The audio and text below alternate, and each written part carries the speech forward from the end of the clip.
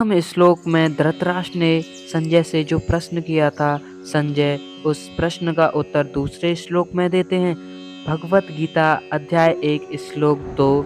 संजय उवाच दृष्ट्वा तो पांडवानीकं व्यूढ़ं दुर्योधनस्तदा आचार्यमुपसंगम्य राजा वचनं ब्रवीत।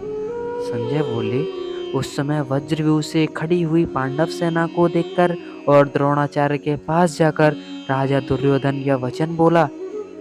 जिस समय दोनों सेनाएं युद्ध के लिए खड़ी हुई थी, उस समय की बात संजय यहाँ तथापथ से कहते हैं, कारण कि धृतराष्ट्र का प्रश्न युद्ध की इच्छा वाले मेरे और पांडु के पुत्रों ने क्या किया, इस विषय को सुनने के लिए ही है।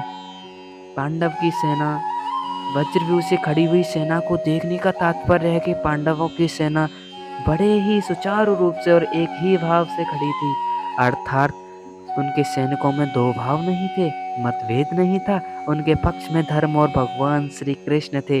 जिसके पक्ष में धर्म और भगवान होते हैं, उसका दूसरों पर बड़ा असर पड़ता है। इसलिए संख्या में कम होने पर भी पांडवों की सेना तेज और प्रभावशाली थी और उसका प्रभाव दूसरों पर पड़ता था। अतः पांडव सेना का दुर्योधन पर भी बड़ा असर पड़ा, जिससे वह द्रोणाचार्य के पास जाकर नीति युक्त गंभीर वचन बोलता है। दुर्योधन को राजा कहने का तात्पर्य है कि धृतराष्ट्र सबसे अधिक अपनापन दुर्योधन में ही था। परंपरा की दृष्टि से भी युवराज दुर्योधन ही था। राज्य के सब कार्यों की देखभाल दुर्योधन ही करता था। धृतराष्ट्र तो नाम मात्र के लिए राजा थे, युद्ध में प्रमुख हेतु तो दुर्योधन ही था। इन सभी कारणों से संजय ने दुर्योधन के लिए राजा पद का प्रयोग किया है। द्रोणाचार्य के पास जाने में मुख्यतः 3 कारण मालूम देते हैं। अपना स्वार्थ सिद्ध करने के लिए, अर्थात द्रोणाचार्य के भीतर पांडवों के प्रति द्वेष पैदा करने और उनके अपने पक्ष में विशेषता से करने के लिए दुर्योधन द्रोणाचार्य के पास गया। व्यवहार में गुरु के नाते आदर देने के लिए भी द्रोणाचार्य के पास जाना उचित ही था। तीसरा कारण यह है, मुख्य व्यक्ति का सेना में यथास्थान खड़े रहना बहुत आवश्यक होता है, अन्यथा व्यवस्था बिगड़ जाती है।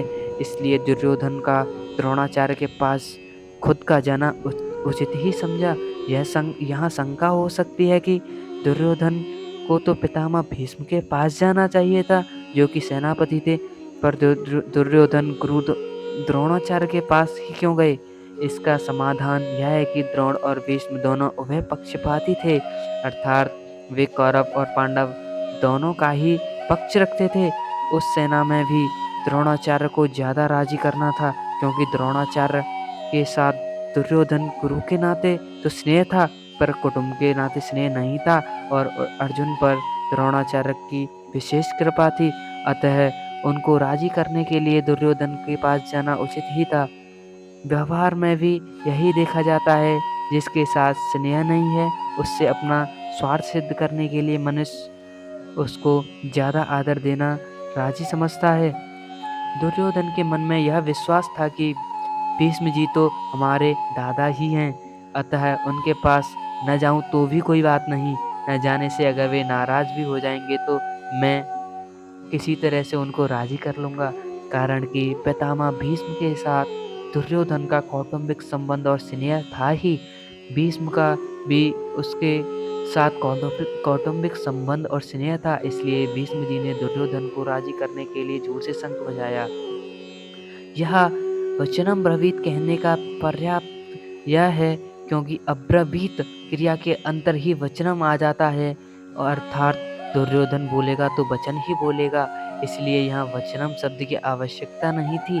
फिर भी वचनम शब्द देने का तात्पर्य है कि दुर्योधन नीति युक्त गंभीर वचन बोलता है, जिससे द्रोणाचार्य के मन में पांडवों के प्रति द्वेषभाव पैदा हो जाए और वे हमारे ही पक्ष में रहते हुए ठीक तरह से युद्ध करें, जिससे हमारी विजय हो जाए, अर्थात हमारा स्वार्थ सिद्ध हो जाए। बोली जय श्री कृष्ण।